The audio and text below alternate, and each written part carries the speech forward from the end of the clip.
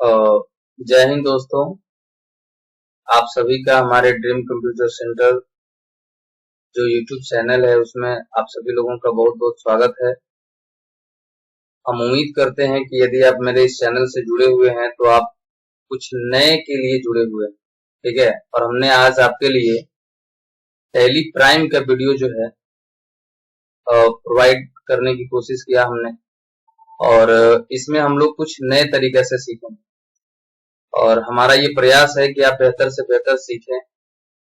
और सबसे अच्छी बात यह है कि हमने यहाँ पर ट्रांजैक्शन के साथ साथ आपको लैब वर्क भी प्रोवाइड किया है, जो आपको काम करने में बहुत ही मतलब हेल्प करेगा आपको, जो आसानी से आप चीजों को समझ सकते हैं। और यदि आप चूंकि ये बच्चों को काफी हेल्पफुल होने वाला है, और आप जैसे भी हैं यदि आप थोड़ा सा मेहनत करेंगे तो काफी अच्छे से इसको सीख सकते हैं। तो हमने कोशिश किया है, बाकी आप जितना हो सके ध्यान से इसे देखिए, कई बार देखिए, ताकि आप अच्छे से अच्छे इसे सीख पाए। ट्रांजैक्शन है हमारा सबसे पहला, started a business with cash RS 5,60,000, buildings RS something जो है 20 लाख के आसपास है, ठीक है। और इसके अलावा जो फर्नीचर है हमारा ये लगभग 2 लाख के आसपास है। तो हमने एक बिजनेस शुरू किया है जिसमें लगभग 5,60,000 कैश है मेरा, और इसके अलावा बिल्डिंग जो है 20 लाख का बिल्डिंग है, और फर्नीचर है RS 2 लाख के। तो इससे ये पता चलता है कि हमने जो बिजनेस शुरू किया है उसमें कैश इतना लगा है, बिल्डिंग कितना लगा है, और फर्नीचर इतने का लगा है। बाकी जो है टोटल कितना का कैपिटल हो जाएगा ये हम अपने वाउचर एंट्री में देख। इसके बाद हमने उसके लिए फिर गुड्स परचेज किया है, जिसमें 10,000 का हमने सामान खरीदा है। इसके बाद जो हमने सामान खरीदा है उसे पुनः हमने 20,000 में बेच दिया है। इसके बाद एक अकाउंट हमने खोला है बैंक में, जो खाता हमारा 10,000 का खुला हुआ है। फिर हमने कुछ वर्कर्स को सैलरी पे किया है, ये भी 10,000 सैलरी हमने दिया है। कैरेज पेड किए हैं, इसका चार्ज जो है 4,500 है, और रेंट पेड हमने किया है 9,000 रुपए का। वेजेज रिसिप्ट 450 रुपया। इसके बाद अपने PNB में कुछ पैसा जमा भी किया है 3,000 रुपए का। इसके बाद कैश रिसिप्ट किया गया है फ्रॉम राजू से, और लगभग जो है 2,000। ये ट्रांजेक्शन जो है फुल्ली कैश, मतलब पूरी तरीके से नगद है, ठीक है। तो इसका हम लोग सीखेंगे कि लैब वर्क जो है कैसे करना है, वाउचर एंट्री कैसे करना है, तो इसी को हम लोग देखने जा रहे हैं। तो सबसे पहले आप सभी लोग जानते हैं कि चूंकि हमें सीखना है टैली प्राइम पर, तो सबसे पहले हमने टैली प्राइम को ओपन कर लिया। ओपन करने पर हमको ये पूरा का पूरा पैनल दिख रहा है, ठीक है। जिसमें यहाँ पर आपको ध्यान रखना होगा कि सबसे पहले आपको पहला काम करना है कि कंपनी क्रिएट करना है, पहला काम। और जो आप कंपनी क्रिएट करेंगे वो आपको यहाँ पर दिखाई देगा। चूंकि मेरा पहले से यहाँ पर एक कंपनी बना हुआ है तो ये हमें यहाँ पर दिखाई दे रहा है, लेकिन हमें क्या करना है कि नए तरीके से नया कंपनी बनाना सीखें। तो सबसे पहले हम कंपनी बनाने के लिए हमने लैब वर्क में आपको यहाँ पर लिख रखा है कि आपको कंपनी बनाने के लिए क्या करना है। तो कंपनी बनाने के लिए हम सभी लोगों को सबसे पहले क्या करना है कि F3 प्रेस करेंगे। यहाँ क्रिएट कंपनी हमने लिखा है F3, ठीक है। तो F3 प्रेस करेंगे। F3 प्रेस करेंगे, हम टैली पर आ गए और हमने F3 प्रेस किया। जैसे ही हमने F3 प्रेस किया, यहाँ पर आपको क्रिएट कंपनी दे रहा है। इसके बाद हमने इसे इंटर प्रेस करा, और जब हमने इंटर प्रेस किया तो सबसे पहले हमें कंपनी का डेटा पाथ दिखाई दे रहा है, जिसमें आपका ये कंपनी का डेटा जो हम बना रहे हैं आपको टैली में, ये हमारे C ड्राइव के अंदर यूजर्स के नाम से एक फोल्डर बना हुआ है, उसके अंदर पब्लिक के नाम से एक फोल्डर है, और पब्लिक के अंदर एक टैली प्राइम के नाम से फोल्डर है, और उसके अंदर एक डेटा के नाम से फोल्डर है, और उस डेटा के अंदर ये कंपनी बनने जा रही है। तो ये हमारा कंपनी का डेटा पैथ है, जहां पर ये हमारा कंपनी का डिटेल्स स्टोर होगा। यदि आप चाहें तो वहां पर भी C यूजर के अंदर आप जाकर के इसे देख सकते हैं, ठीक है। तो सबसे पहले हमें कंपनी का नाम लिखना होगा।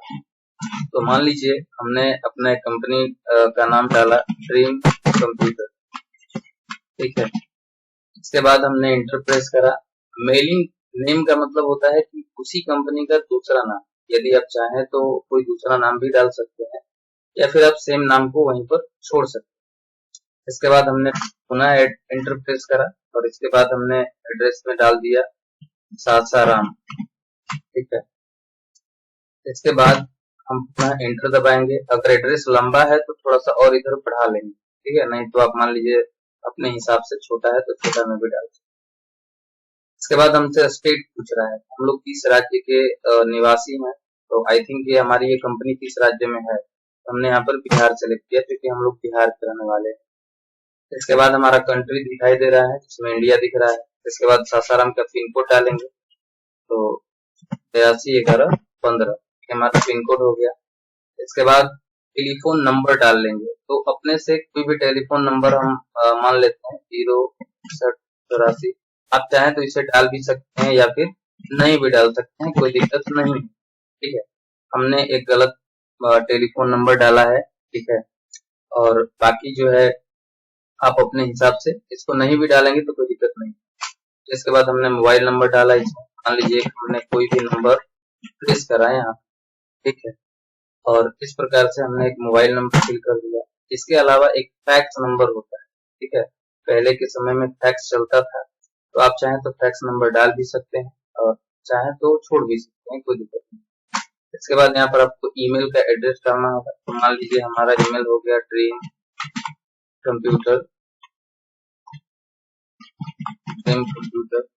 ssm.com। ठीक है, सब कुछ करिए, मान लीजिए हमने ईमेल दे दिया। फिर इसके बाद हमारा जो वेबसाइट है, एक मिनट, ड्रीम कंप्यूटर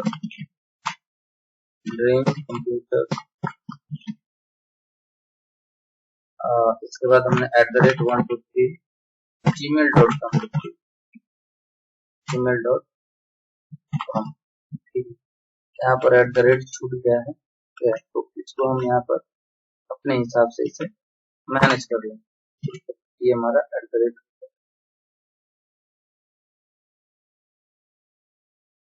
या जो भी है, अगर आप चाहें तो इसको अपने कैरेक्टर्स को आगे पीछे भी रख सकते हैं। मान लीजिए इसको हम पहले 37 रख या फिर उसके बाद @07, अपने हिसाब से जो भी करना होगा कर सकते हैं, कोई दिक्कत। उसके बाद हमारा चैनल है ड्रीम वेबसाइट dreamcomputer.ssm.com। ठीक है, इसके बाद यहाँ पर हमारा जो फाइनेंशियल ईयर बिगिनिंग है वो 1 अप्रैल दिखाई दे रहा है, ये सबका दिखाई दे रहा है। ठीक है, इसके बाद हम आगे बढ़ेंगे, फिर से एंटर दबाएंगे पुनः। इसके बाद अभी हम सिक्योरिटी कंट्रोल एक्सेस नहीं सिखाएंगे आपको, कारण ये है कि ये पासवर्ड लगाने का काम करता है इसके ऊपर। यदि आप चाहें तो इसमें पासवर्ड भी लगा सकते हैं। तो पासवर्ड लगाने के लिए हमें क्या करना होगा, इसे यस करना होगा। उसके बाद हमको अपना यूजर नेम देना होगा, मान लीजिए हमने ड्रीम दे दिया यूजर नेम, और पासवर्ड डाल दिए हम अपने हिसाब से जो भी है 1 2 3 4 5, फिर हमने 1 2 3 4 5। इसके बाद हम forgetting your password will render your data inaccessible, तो ये कह रहा है कि पासवर्ड भूलने के बाद आपका डेटा भी खत्म हो जाएगा। मैंने कहा कोई बात नहीं भाई। इसके बाद हमने इसे पूरी तरीके से एक्सेप्ट कर लिया। इस तरीके से हमारा ये कंपनी का पासवर्ड और यूजर नेम मांग रहा है। यदि आप वहां पर नो कर देते हैं, मान लीजिए हमने जो नो था उसे यस करा, और यदि आप उसे नो ही रखते हैं तो फिर आपसे ये पैनल नहीं मांगे, समझ गए। तो क्योंकि हमने इसे किया है तो इसलिए हम इसमें पासवर्ड अपना डालेंगे और इस तरीके से हमारा कंपनी का डिटेल आगे बढ़ाने के लिए बोलेगा। अगर आप वहां नो रखते हैं तो फिर उस स्थिति में नहीं मांगे। इसके बाद यहाँ पर ऊपर में हमें दिखाई दे रहा है, लिख रहा है कि कंपनी क्रिएटेड सक्सेसफुली, मतलब हमारा कंपनी बन गया। ऊपर में आप चाहें तो यहाँ पर देख सकते हैं कि यहाँ पर आपका नाम भी दिखाई दे रहा है कंपनी। इसके बाद इधर हमें अभी कोई छेड़छाड़ नहीं करना है, जो जैसे है वैसे रखना है, कोई दिक्कत नहीं। इसके लिए आप बार बार एंटर दबा सकते हैं, नहीं तो कंट्रोल के साथ एक प्रेस कर लेंगे, कोई दिक्कत नहीं। इसके बाद हमने आपको दिखाया यहाँ पर कि नेम ऑफ कंपनी, यहाँ पर देखिए ड्रीम कंप्यूटर दिखाई दे रहा है यहाँ पर, ठीक है। तो ये हमें पता चलता है इससे कि ये हमारी कंपनी जो है हमने बना लिया है। ठीक है। इसके बाद हमारा करंट पीरियड दिखाई दे रहा है 1 अप्रैल 2023 से 31 मार्च 2024 तक, और करंट डेट हमारा दिखाई दे रहा है 1 अप्रैल 2023। ठीक। इसके बाद आपको डेट ऑफ लास्ट एंट्री दिखाई दे रहा है नो वाउचर एंटर, इसमें अभी कोई वाउचर की एंट्री हमने नहीं करा है। ठीक है। तो हमने सिंपल सा काम किया, सबसे पहले कंपनी बनाना है। जब हमारा कंपनी बन जाएगा तो फिर हमारे पास दूसरा काम क्या है? दूसरा काम आप देख सकते हैं, यहाँ पर हमने लिखा है लेजर क्रिएशन। लेजर क्रिएशन का मतलब कि इसका वाउचर एंट्री हमें करना है, तो इसके लिए हमारे पास कुछ लेजर होने चाहिए, और ये लेजर इसी का है जो आप साफ साफ देख सकते हैं। तो आपको सबसे पहले यहाँ पर दिखाई दे रहा होगा कि हमने एक बिजनेस शुरू किया, तो जाहिर सी बात है कि हमने जो कैश लगाया, बिल्डिंग्स लगाया और फर्नीचर लगाया, तो ये एक तरीके से क्या है, हमारा कैपिटल। तो इसलिए हमने यहाँ पर एक अकाउंट लेजर बनाया है जिसका नाम है कैपिटल अकाउंट। ठीक। तो इस चीज को हम यहाँ पर लेजर में एंट्री करेंगे। उसके लिए हमें क्या करना होगा कि गेटवे ऑफ टैली पर आएंगे, गेटवे पर करेंगे, और यहाँ पर आप देख सकते हैं साथ साथ यहाँ पर लेजर लिखा हुआ है। तो हम यहाँ पर एंटरप्राइज, यहाँ पर हमारे पास दो ऑप्शन दे रहे हैं, एक नेम और दूसरा अंडर, जो कि हम पहले से ही आपको यहाँ पर बना करके रखते हैं, ये नेम और दूसरा अंडर। तो नेम के अंदर हमें ये चीज भरना है और अंडर के अंदर हमें ये चीज भरना है। उसके लिए आपने सबसे पहले देखा है यहाँ पर कैपिटल अकाउंट लिखा हुआ है, हमने यहाँ पर कैपिटल अकाउंट लिखते हैं, यहाँ पर भी कैपिटल। दो चीज खाली ध्यान रखना है कि दो चीजें सही होना चाहिए, बाकी अभी इधर क्या लिखा हुआ है अभी हमें इससे कोई मतलब नहीं, ये सब हम लोग धीरे धीरे सीख लेंगे, कोई दिक्कत नहीं। बाकी आप खुद से भी देखेंगे तो आपको ये समझ में आएगा। कुछ चीजें ऐसी भी हैं जो आपको बाद में बताई जा सकती। ठीक है। जैसे मान लीजिए ये तो आपको पता ही होगा कैपिटल, अब ये जहाँ कैपिटल का इन्वेस्ट करना है तो उसका एड्रेस लिख देंगे, इंडिया, कंट्री, पिन कोड, या फिर अगर बैंक का डिटेल्स प्रोवाइड करना है तो यस कर देंगे। यहाँ पर ये जीएसटी नंबर ये हमारे लिए नहीं है, जब जीएसटी हम लोग सीखेंगे तो उस टाइम में। फिलहाल अभी आपको बस दो ही चीज डालना है, एक नेम और दूसरा अंडर डालना है, बाकी इधर कुछ। फिर हमने कंट्रोल के साथ ये प्रेस, एक यहाँ पर ये हट गया, मतलब इको बन गया। इसके बाद आप यहाँ पर देख सकते हैं कि दूसरा हमारा कैपिटल के बाद फिर यहाँ पर क्या लिखा हुआ है, बिल्डिंग्स अकाउंट। ठीक है। और आप साफ साफ ट्रांजेक्शन में भी देख सकते हैं, यहाँ पर भी क्या लिखा है, बिल्डिंग्स अकाउंट। तो हमने यहाँ पर क्या लिखा कि यहाँ पर हमने प्रेस करा बिल्डिंग्स अकाउंट, और बिल्डिंग का अंडर ग्रुप क्या होता है, फिक्स्ड एसेट्स। ठीक है। इधर हमें कुछ नहीं डालना है। फिर बिल्डिंग के नीचे अगर आप देखेंगे तो फिर यहाँ पर आपको फर्नीचर दिखाई देगा, तो हमने यहाँ पर फर्नीचर भी लिखा, फर्नीचर अकाउंट। फर्नीचर का अंडर ग्रुप क्या होता है, फिक्स्ड एसेट्स, इसको भी हमने एक्सेप्ट कर लिया। फिर इसके बाद हम देख रहे हैं कि फर्नीचर के बाद यहाँ पर परचेज लिखा हुआ है, हमने यहाँ पर क्या करें, परचेज अकाउंट। परचेज का अंडर ग्रुप क्या होता है, परचेज अकाउंट। उसके बाद हमने एक्सेप्ट करा। फिर हम यहाँ पर देख रहे हैं कि यहाँ पर लिखा हुआ है सेल्स अकाउंट, तो हमने यहाँ पर क्या टाइप करा, सेल्स अकाउंट। सेल का अंडर ग्रुप क्या होता है, सेल्स अकाउंट। इधर हमें कुछ नहीं डालना है, बार बार एंटर कर सकते हैं, नहीं तो कंट्रोल के साथ ये प्रेस कर सकते हैं। इसके बाद हम पुनः देखेंगे, आगे है हमारा सेल्स के बाद पीएनबी अकाउंट। तो फिर हमने यहाँ पर क्या लिख दिया, पीएनबी अकाउंट। पीएनबी का अंडर ग्रुप क्या होता है, बैंक। ठीक है। हमने यहाँ पर बैंक ले लिया। इसके बाद हम यहाँ पर देख सकते हैं पीएनबी के बाद क्या लिखा हुआ है, सैलरी अकाउंट। हम यहाँ पर टाइप कर दिए सैलरी अकाउंट। सैलरी का अंडर ग्रुप क्या हो जाएगा, सैलरी का अंडर ग्रुप हो जाता है इनडायरेक्ट एक्सपेंस, इनडायरेक्ट एक्सपेंस। उसके बाद हमने इसे प्रेस किया। इसके बाद जो है सैलरी के बाद हमारे पास है कैरेज अकाउंट, कैरेज। तो हमने यहाँ पर लिख दिया कैरेज अकाउंट, कैरेज अकाउंट। और कैरेज का अंडर ग्रुप भी सेम होगा, इनडायरेक्ट एक्सपेंस। फिर इसके बाद हमने यहाँ पर प्रेस किया कैरेज के बाद रेंट अकाउंट। तो रेंट भी हमारा क्या हो जाएगा, रेंट अकाउंट। इसका भी अंडर ग्रुप इनडायरेक्ट एक्सपेंस हो जाएगा। फिर इसके बाद हमने क्या करा, इसे फिर हमने इसे रेंट के बाद हमने यहाँ पर लिखा वेजेस अकाउंट। ठीक है, वेजेस अकाउंट। अगला लिखा हुआ है, हमने यहाँ पर टाइप कर दिया वेजेस अकाउंट। अब इसका अंडर ग्रुप इनडायरेक्ट इनकम लिखा हुआ है। तो थोड़ा सा हम आपकी जानकारी को बढ़ाने की कोशिश करते हैं। यहाँ पर अभी तक आपने देखा कि हमने हर चीज के लिए इनडायरेक्ट एक्सपेंस लिखा, जैसे कि सैलरी हो गया, कैरेज हो गया, रेंट हो गया। अच्छा, एक चीज और है, यहाँ पर कैरेज जो है ये इनडायरेक्ट नहीं होगा बल्कि डायरेक्ट।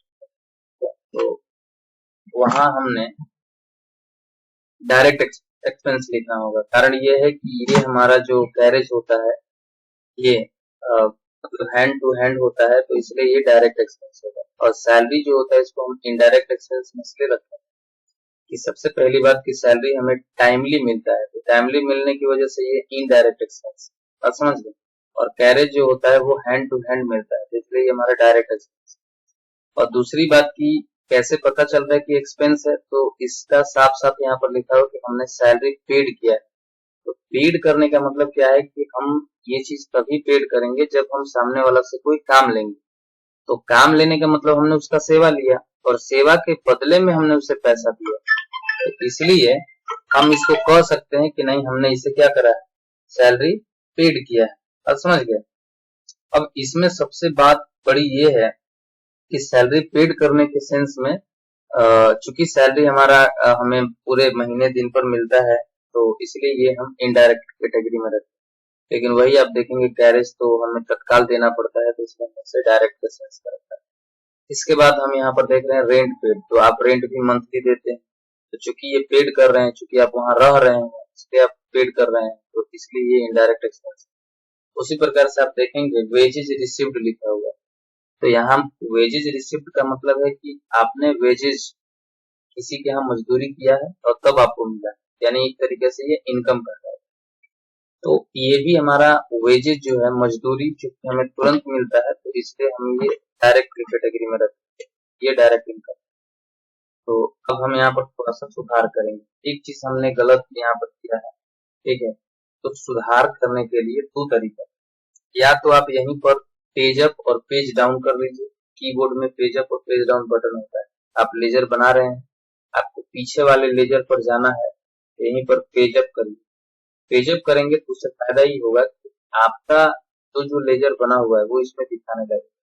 तो जैसे हमने एक गलत किया है, जैसे अभी आई थिंक कैरेज हम लोग नहीं लिख चेक करना होता है, तो मान लीजिए इसे हम लोग कर है कि आगे हम नहीं जाएंगे, नहीं जाना। मान लीजिए ये नहीं बढ़ रहा है, तो हम इसको एक्सेप्ट कर देते हैं, इसे क्लिक कर। और अब यहाँ पर हमने डायरेक्ट एक्सपेंस रखा है, तो इसको हम डायरेक्ट इनकम रखेंगे, ठीक है, डायरेक्ट इनकम। और ये हमारा एक्सेप्ट। तो इसके बाद हम देख पा रहे हैं कि राजू राजू से हमने पैसा लिया है, राजू से हम पैसा लिए हैं, तो हमने यहाँ पर राजू अकाउंट, और राजू का अंडर ग्रुप हो जाएगा सन्ड्री डेटर, ठीक है, ये हमको दे रहा है। तो इस प्रकार से हम लोग देख लेंगे कि हमारे पास जितना कुछ भी बना हुआ है, जैसे कि ऑलमोस्ट जो है हमने बना दिया। एक बात आप देख रहे हैं, इसमें हमने कैश नहीं बनाया, ठीक है। तो इसका सीधा सा मतलब ये है कि लेजर में पहले ही से कैश मौजूद रहता है, ठीक है, इसलिए हम इसमें कैश नहीं बनाते। बात समझ गए। तो इसीलिए हमें कैश बनाने की जरूरत नहीं पड़ी, कैश इसमें पहले से ही बनाते।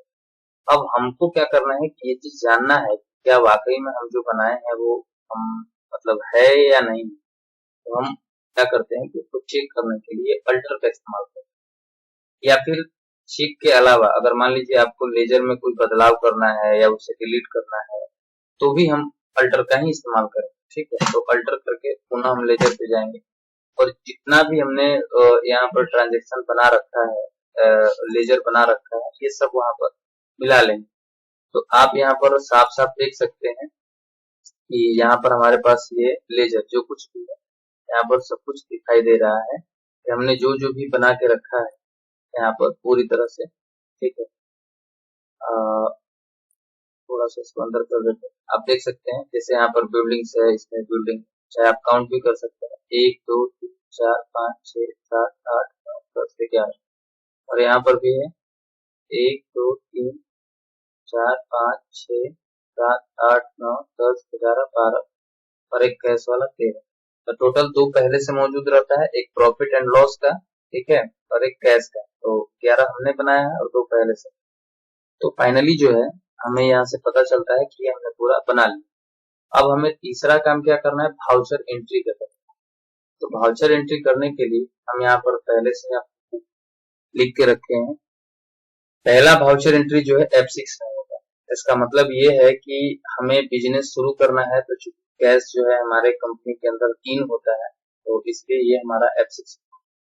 और दूसरा A5 जो होता है, इसको हम पेमेंट करते हैं। पेमेंट मतलब भुगतान करना। अब किसी भी केस में आप यहाँ पर पेमेंट जिस जिस केस में किए उसी के लिए हमने F5 लिखा है, और जिस केस में हमने F6 लिखा है इसका मतलब वहां पर कैश हमारे रिसीव। एक केस ऐसा भी है जिसमें F4 हमने लिखा है, तो F4 उसके लिए इस्तेमाल किया जाता है कि जब जो है बैंक से संबंधित अगर कोई ट्रांजेक्शन होता है, खास करके बैंक में खाता खोलने से रिलेटेड, या बैंक में पैसा जमा करने से संबंधित, या बैंक से पैसा निकालने से संबंधित, तो उसका जो एंट्री होता है वो F4 में। तो आप साफ साफ देख सकते हैं F6, F5 और F6 तब इस्तेमाल करेंगे जब रिसिप्ट होगा, F5 तब इस्तेमाल करेंगे जब पेमेंट होगा, और F4 तब इस्तेमाल करेंगे जब बैंक से संबंधित खाता है। तो अब हमें क्या करना है कि वाउचर एंट्री करना है। सबसे पहले वाउचर एंट्री के लिए हम पुनः जाएंगे गेटवे ऑफ टैली पर, और यहाँ पर आ गए हम वाउचर आकर के हमने इसे एंटर किया। यहाँ पर आप अपना बुक देख सकते हैं, यहाँ पर दिखाई दे रहा है पेमेंट। तो पेमेंट यहाँ दिखने का मतलब ये है कि ये हमारा जो बुक खुला हुआ है ये F5 का खुला हुआ है, इसीलिए इसमें पेमेंट लिखा हुआ है। अगर मान लीजिए कि हम F6 का खोलते तो यहाँ पर रिसिप्ट देता है। अब देखिए हम F6 प्रेस कर रहे हैं, जैसे ही हमने F6 प्रेस किया अब यहाँ पर रिसिप्ट। इसका मतलब कि ये जो बुक है ये F6 का, और चूंकि आपने F4 देखा ही पहले पेमेंट का, अब हम F5 देखा, अब हम F4 दिखाते हैं आपको। F4 जब आप प्रेस करेंगे तो यहाँ पर कॉन्ट्रा लिख देगा, कॉन्ट्रा। इससे ये पता चलता है कि ये बैंक से संबंधित। तो हमें सबसे पहले जो है पहला जो हमारा ट्रांजेक्शन है उसका वाउचर एंट्री जो है F6 में करना है। F6 के लिए हमने क्या करा, F6 प्रेस किया, और सबसे पहले हमसे क्या पूछता है, CR। तो CR, तो बिजनेस शुरू करने में जितना कुछ भी लगता है वो सब के सब कैपिटल कहलाता है, और कैपिटल जो होता है जर्नल एंट्री में CR साइड में लिखा जाता है। तो हम यहाँ पर कैपिटल को कैलकुलेट करके लिखेंगे कि टोटल हमारा कितना कैपिटल। तो आप देख सकते हैं यहाँ पर हमारे पास 5,60,000 कैश है और 20 लाख ये है, तो लगभग जो है 20 लाख और 5 लाख ये हो गया, 20, 5, 25 लाख 60,000, और 2 लाख और है, 25 और 2 27 लाख 60,000 हमारे पास टोटल अमाउंट है। तो ये हम कैपिटल कर दिए 27 लाख 60,000। ठीक है, इसके बाद हम यहाँ पर देखेंगे आगे। फिर हमारे पास ये पूछ रहा है कि बिल्डिंग्स, हमने कहा है कि ट्रांजेक्शन में बिल्डिंग्स भी है, तो बिल्डिंग्स का अमाउंट हमें यहाँ डालना होगा। बिल्डिंग्स का अमाउंट कितना है आप देख सकते हैं, बिल्डिंग्स का अमाउंट जो है यहाँ पर दिखाई दे रहा है 20 लाख। ठीक है, हम यहाँ पर आ जाएंगे और यहाँ पर टाइप कर दिए 20 लाख। नहीं, ये 2 लाख 20, 20। फिर यहाँ पर जब तक वो अमाउंट पूरा नहीं होगा तब तक क्लियर साइड देते रहे। फिर बिल्डिंग के बाद हमने यहाँ पर क्या ले लिया, फर्नीचर। फर्नीचर हमारे पास कितना क्या है, 2 लाख है। ठीक है, हम यहाँ पर 2 लाख ले लिए। फिर अभी भी पूरा नहीं हुआ तो लास्ट में हमारे पास कैश हमने 5,60,000 ऑटोमेटिक उठाया, हमें डालने की जरूरत नहीं। इस तरीके से आप देख सकते हैं दोनों तरफ ये बराबर बराबर अमाउंट दे रहा है, ये हमारा हो गया। इसके बाद यहाँ पर नरेशन लिखा हुआ है, तो नरेशन चाहे तो आप अपने हिसाब से लिख सकते हैं कि भाई हमने बिजनेस स्टार्ट किया है, तो वही लिख सकते हैं, started a business cash furniture और बिल्डिंग्स। आप चाहे तो छोड़ भी सकते हैं, कोई दिक्कत नहीं। इसके बाद हमने एक्सेप्ट किया, ये मेरा पहला एंट्री हो। अब हम क्या करना है कि दूसरा एंट्री करना है। तो दूसरा एंट्री के लिए आप देख सकते हैं गुड्स परचेज, यानी कि सामान खरीदा गया है, इसका एंट्री F5 में होगा, क्योंकि हमने जो सामान खरीदा है तो जाहिर सी बात है मेरे पास सामान आएगा और हमने कैश पे करना है, तो पेमेंट का मोड हो जाएगा। ऐसे आप यहाँ भी जाए तो देख सकते हैं, यहाँ पर F5 लिखा है। ठीक, हम यहाँ पर अब F5 प्रेस करेंगे और देखिए जैसे ही हमने F5 प्रेस किया यहाँ पर ये पेमेंट का बुक, ठीक है। जब पेमेंट का बुक खुल गया तो अब यहाँ पर हमें डीआर साइड दे रहा है, तो डीआर साइड दे रहा है तो डीआर साइड में हम क्या लिख देंगे, डीआर साइड में आप देख सकते हैं हमें क्योंकि सामान हमारे पास आ रहा है, तो आ रहा है तो ये हमारा परचेज अकाउंट डीआर में हो जाएगा। ये ठीक अच्छी चीज, ठीक है ना, बहुत से क्लासरूम के लिए बहुत अच्छी, तो वहाँ पर आपको पेमेंट्स बताया जाएगा। और यहाँ पर क्या करना है, हमें परचेज अकाउंट लेना है। परचेज का यहाँ पर चूंकि नेम ऑफ आइटम नहीं है, अभी हम नेम ऑफ आइटम कुछ डालेंगे, बस इंटर दबा के आगे बढ़ जाए। तो परचेज का अमाउंट कितना है, परचेज का अमाउंट है हमारे पास 10,000 रुपया, तो हमने इसमें कितना डाला, 10,000, ठीक है। इसके बाद फिर हमको यहाँ पर क्या ले लेना होगा, कैश, क्योंकि ये नकदी हमने खरीदा है, हम इसे कंट्रोल के साथ ए प्रेस कर दिए, ये मेरा हो गया। फिर अगला है हमारा गुड्स सोल्ड किया गया, तो वस्तु हम बेचेंगे, जाहिर सी बात है बेचेंगे तो पैसा मेरे पास आएगा, यानी उसका एंट्री जो है F6 में। F6 में जब एंट्री होगा तो हम बेचेंगे तो हमारे पास से सामान जाएगा तो शेयर साइड में होगा, तो इसके लिए हमने क्या लिखा है यहाँ पर, सेल्स अकाउंट, और यहाँ पर भी हमें कुछ करने की जरूरत है। सेल कितने का हुआ, सेल हुआ है 30,000 रुपए का, हमने यहाँ पर क्या करा, 30,000 रुपया लिख दिया। उसके बाद हम एंटर दबा दिए, फिर हमने क्या करा यहाँ पर, कैश, और ये 30,000 ऑटोमेटिक आ गया, फिर हम कंट्रोल फिर अगला ट्रांजेक्शन हम देख रहे हैं, open account into PNB, PNB में खाता खुला गया 10,000 रुपए, तो इसका एंट्री कैपिटल में होगा। सीआर साइड में क्योंकि खाता खुले हैं तो जाहिर सी बात है पैसा मेरे पास जाएगा, हम यहाँ पर कैश लिख दिए। खाता खुलने में मेरा कितना अमाउंट लग रहा है, टोटल आप देख सकते हैं यहाँ पर 10,000 रुपया अमाउंट दिया हुआ है, हम इसमें कितना लिख दिए, 10,000, खाता खुलने में हमारा 10,000 लगा। इसके बाद शेयर साइड में हम पीएनबी डाल दिए, क्योंकि मेरा पैसा पीएनबी बैंक ने रिसीव किया है तो वो रिसीवर है, इसलिए ये किसमें आ गया, क्लियर साइड में आ गया। अब इसके लिए हम क्या करेंगे कि आपको कंट्रोल के साथ ये प्रेस कर दिए, पूरा का पूरा एक्सेप्ट। फिर इसके बाद अल्ट के साथ हमने जो है टैब प्रेस करके ये पैनल हम खोल लिए। अब हम देख रहे हैं सैलरी पेड किए हैं 10,000 रुपए, सैलरी पेड किए 10,000। तो इसके लिए क्या करेंगे कि पेमेंट मोड, हमने F5 प्रेस किया और यहाँ पर हम टाइप करेंगे सैलरी अकाउंट, ये मेरा सैलरी अकाउंट हो गया 10,000, ठीक है। हमने यहाँ 10,000 लिख दिया क्योंकि कैश हमने दिया है सैलरी के रूप में, नकदी ट्रांजेक्शन, इसलिए ये सैलरी पेड कर। फिर आप चाहे तो देख सकते हैं हमने लिखा कैरेज पेड, कैरेज पेड हमारा 4500 रुपए का हुआ है, तो ये भी सेम बुक में होगा, F5 में हमने ले लिया यहाँ पर कैरेज अकाउंट, और कैरेज हमारा 4500 रुपए है, ठीक है। फिर हमने चूंकि पे किया है तो जाहिर सी बात है कैश मेरे पास से आउट हो जाएगा। इसके बाद कैरेज पे के बाद आप चाहें तो देख सकते हैं रेंट पेड, रेंट पेड भी हमने रेंट को भी पे किया है, यहाँ पर हमने रेंट सेम बुक में एंट्री करेंगे क्योंकि पेड कहीं, ठीक है। तो रेंट पेड हमने किया है, कितना पैसा लगा है मेरा, 9,000 रुपया, हमने यहाँ पर ले लिया 9,000। इसके बाद हमने यहाँ पर कैश लिया क्योंकि कैश दिए। फिर इसके बाद आगे हम देखते हैं वेजेज रिसीव्ड किया गया, तो वेजेज रिसीव्ड मतलब पैसा हमने लिया, ठीक है। तो ये हो गया F6, ठीक है, और F6 में सबसे पहले हमारा शेयर साइड है, तो हम यहाँ पर वेजेज ले लेते। वेजेज हमने कितने का रिसीव किया है, वेजेज आप देख सकते हैं हमने 450 रुपए रिसीव किया, हम यहाँ पर 450 लिख दिए, और क्योंकि हमको वेजेज के रूप में क्या मिला है, कैश, तो पैसा मेरे पास इन हुआ, इसलिए डीआर में आ गया। फिर जो है आप देख सकते हैं वेजेज रिसिप्ट के बाद